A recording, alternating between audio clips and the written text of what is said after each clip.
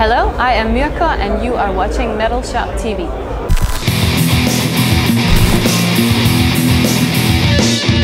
So, pretty hot day in Czech Republic. Not used to it from Denmark, right? I hate it. Oh. I don't like the heat. I don't like it. You like cold better than Yeah, but hot. I will tell you, it's very hot in Denmark too. All of Europe has been hit, so yeah. It's not so bad. And how do you like this magnificent place in general? Oh, it's stunning. It's absolutely beautiful. We just arrived and I can't wait to see more. Hopefully I can stay in the shade. The look from the stage is pretty stunning, so I think you're gonna be mesmerized by it. Yeah, I haven't even gotten a chance to see that yet, so I can't wait. So look forward to it. Yeah. Your music is so eclectic. So where do you draw influences from? What inspires you?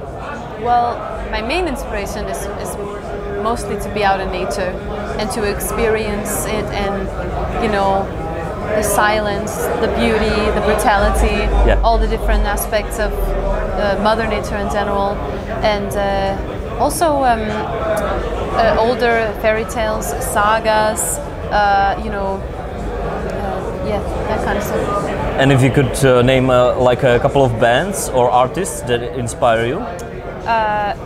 I guess as a whole genre, folk music from Scandinavia is one of my biggest inspirations. Thank you. And I suppose the 90s Scandinavian black metal scene as well. Most people know that. If they listen to my music, they can probably hear the inspirations. And yeah, that would probably, you know, too many to mention right now. Of course. But, yeah. I saw an interview with you, or a clip with you, where you said, or you mentioned Bedřich Smetana, the famous Czech composer, as your big influence. They played it when we landed in the airport, or in the flight. Yes. It made me feel very warm in my heart. So what is it about the classical music that resonates with you? Is it like calming you down, or is it more like a passionate music for you? The melodies, the narrative, the storytelling, the masterful execution of the instruments.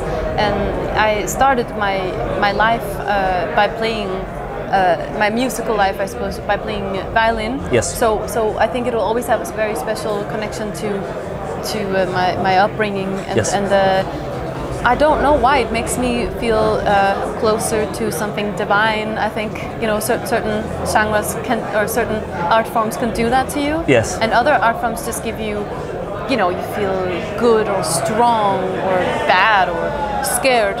But classical music makes me feel something divine. Not every composer, of course. But, okay. Yeah. Okay.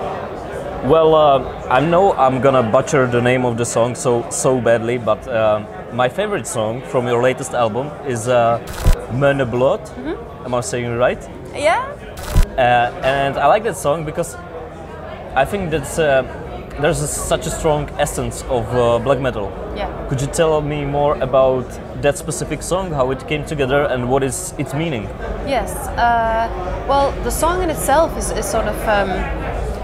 It is about this concept of blod, the sacrifice, or the sort of, it could be anything from salute to the gods, or you know, hope for a better year, or love, or pregnancy, or something. Yes. And this one is Måne, for the moon, blod.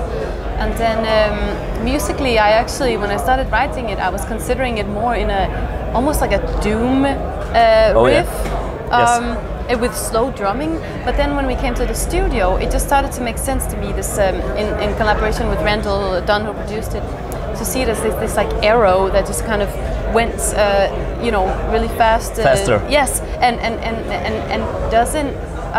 There's not a lot of dynamic. It's just this like light that just goes, and that was way better for blast beat than doom, obviously. Yeah. So that's how it became more and more that, and then I wanted to break it down and add this very folk traditional piece with the nyckelharpa and the, you know, the goatskin drums and all that stuff. So. Okay, cool. Well, I know that the title of the record is Metalist. Yeah. And that means nightmare. So why nightmare? What does that title mean to you? Because all the songs were, they came about from nightmares that I've had. I was extremely tormented at the time by nightmares, night terrors. At the time of where I came to think, okay, I'd like to write a new record, and then it came together with waking up every day, you know, from a horrible nightmare and screaming and just not knowing what to do with these bad dreams or how to even analyze them or get better. Just put it into music. So just write them down and then just sort of go about it in a folk traditional way where you have a droney type, mainly it'll be like D minor, and then I would just kind of start singing about the nightmares, and that's really the root of how they came about. And then all the songs just turned out to be like that, and it was very, very personal, a bit therapeutic to me. So that was good. Right now, at this point of your career, are you still bothered by some people, like orthodox black metal fans that are like, oh, this is not true enough, or are you like, I don't care anymore? I don't really care. I guess at the risk of sounding arrogant, I take it a little bit as a compliment almost at this point. Like for example, we played a festival in Eastern Europe, and it was a pagan festival. Yes. And actually on front row was this guy, or maybe two guys even, that I didn't notice, but everyone else noticed them doing the set, and they were just doing this the whole show, front row.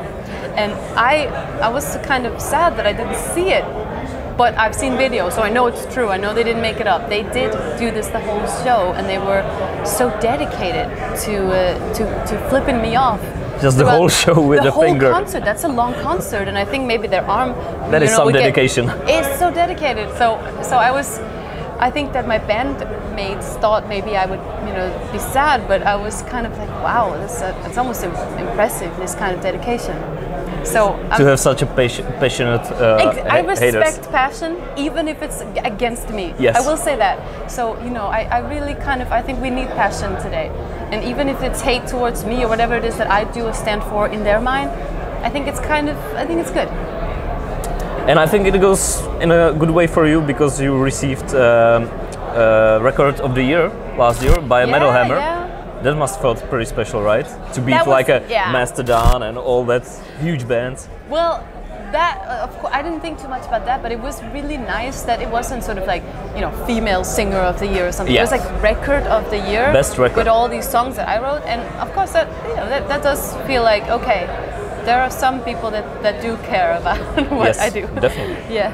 Well, speaking of your last album, let's talk about the future. Are you already working on something new? Can we expect new Myrkur record? I am actually working on a few songs that I want to put out sooner than later that aren't going to be necessarily part of a whole record. Just because I am going to tour. So maybe some EP or something? Exactly, or maybe even less, maybe 2 songs. Oh. But I'm going to do my first headline tour in December in Europe. So I want to send out something new for for the supporters, and maybe try that out live as well. And then the next real full-length record will most likely be a dark acoustic folk record. Oh, so a bit different thing. That's bit different, yeah. Okay. A bit different, but still with Relapse Records, and it's a nice mix of everything that I've done so far. I need to try and put that into one thing. So okay. Yeah. Definitely looking forward to it. Thank you. And the last question, since we are at the festival, there are bands that are playing live music. Who do you think is the best live band or act or performer or artist of nowadays, like in general, not only at this festival? Who comes to your mind? Oh, that's a big question. I mean, I have to say, I think that Behemoth are always delivering. They are playing tomorrow. Not just because I toured with them, but I did get to see what the level they set for their live shows. It's they're very ambitious, and they take it very serious. And again, passion. Speaking of passion, they have a lot of passion, and so I think they're very much on top of their game. But oh man, I would need a little time to think about more because there's so many, This is a great time for live music, I think. This is a great time to go to festivals. Yes. Great time for metal festivals because there's so many great live bands. So.